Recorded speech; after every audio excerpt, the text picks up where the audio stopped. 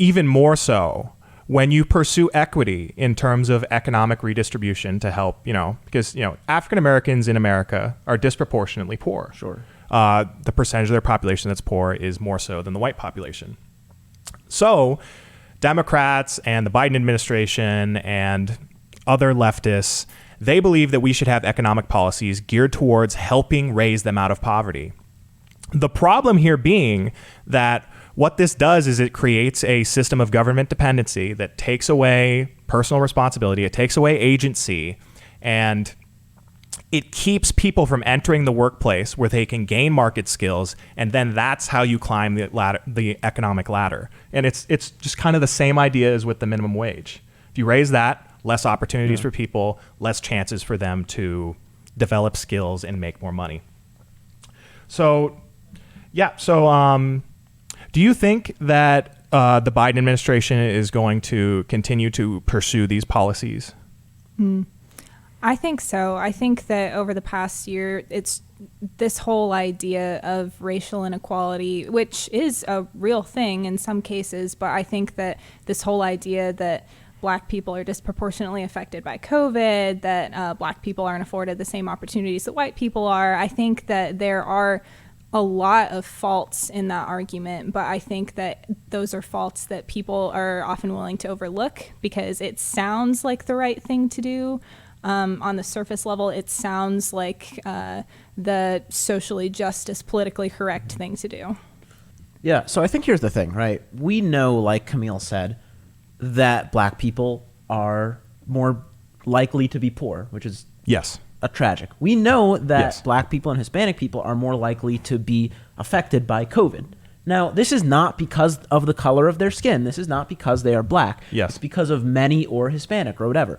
It's because of many other circumstances surrounding this. So it strikes me, just like it strikes me for the minimum wage thing, as laziness to just go after we'll say, we'll just address it and take care of, we'll just blame it on race, or we'll just blame it on the minimum wage, just raise the minimum wage, because you don't want to get to the root of the problem. Yeah. They don't want to get to the root of the problem. Why are more Black people dying of COVID? Well, there's a whole bunch of problems under that would probably explain it. It probably has to do with, poverty, stuff like that, access to medical care, things like that. And just addressing it and saying, well, we're only going to address it based on race. It's just laziness. It is just laziness. And Kamala Harris, she put out a video during the campaign basically explaining why she believed that equity was more important than equality. And basically, it just was like a demonstration of, hey, so if we pursue equality and we give everybody the same chances, not everybody's starting in the same place. So that's not really fair. Some people need a leg up. And that's somewhat true. But when you give them that leg up using like government handouts, it doesn't then help. It doesn't help. It keeps them in that spot. It keeps them from continuing to climb. And we know before the welfare state came into effect that the Black community was on the rise. And then as soon as that happened, as soon as they started handing out checks to families that had no father in the home, all of a sudden that created incentives for there to be no father in the home. And we know that no father in the home leads to crime and all kinds of other problems with personal responsibility and stuff like that. So if you really want to pursue equity, if you really want to pursue policies that will help raise up communities that are hurting, that are doing worse than others, you should be pursuing policies that create more economic freedom, that give people more chances to get into the market, to start learning, to start gaining skills. You should be promoting policies that increase the level of education they're getting. So school choice would be a big one.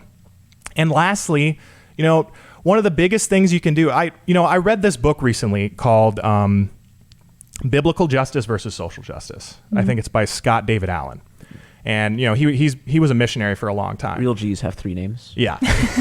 He was a missionary for a long time. And he used to believe that economic redistribution was the way to help underserved communities. But what he realized as he, continued his path as a missionary was that more so than any sort of handout or giving people free stuff, what really helps people climb the economic ladder and just make better of their lives is sharing the gospel of Jesus Christ. That is the best thing you can do. Good values, personal responsibility, and economic freedom.